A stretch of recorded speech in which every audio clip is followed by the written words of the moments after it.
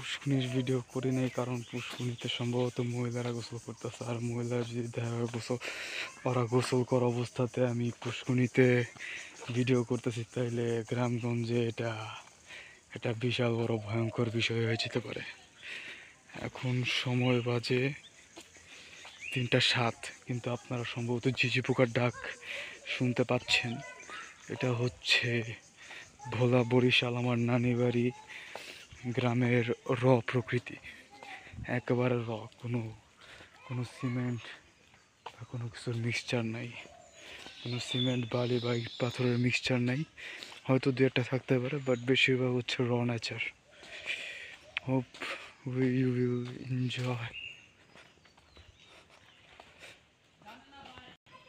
দেখা যাচ্ছে মাঝখানে কলা গাছ, আর কলা গাছের চারিদিকে আরও বিভিন্ন ধরনের নাম না জানা গাছ। উপরে দেখা যাচ্ছে কাঁঠাল গাছ, সেখানে কাঁঠাল ধরছে।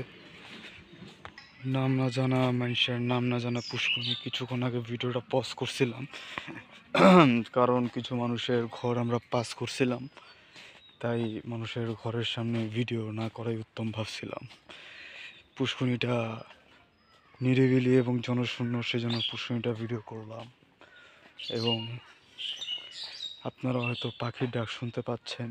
এই ডাক, এই প্রকৃতির শব্দ এবং এই গাছপালা, এই ঘন জঙ্গল আমাকে রিমেম্বার করায় আমার পিচ্চিকালের স্মৃতি সম্পর্কে। কারণ আমি আমার ছোটোবেলায় 2 বছর এই ভোলা জেলায় কাটাইছিলাম, এবং খুব সুন্দর নেচার। এই জায়গায় আবার ছাগলে ঘাস পাতা লতা খাচ্ছে, দেখাই যাচ্ছে। আমি এখন পাস করছি এটা। আপনারা হয়তো মহিলা মানুষটির শব্দ ক্যামেরায় ভেসে ওঠেনি। মহিলাটি একটা পিচ্চিকে সম্ভবত বলছিল দৌড় দে দৌড় দে দৌড় দে, মানে এমনি করে না, বুঝে দৌড় দে দৌড় দে দৌড় দে এমনি করে। তো আমি ভাবলাম যে মহিলা মানুষ। আর ভোলা বরিশালের শব্দটা একটু শোনা গেছে।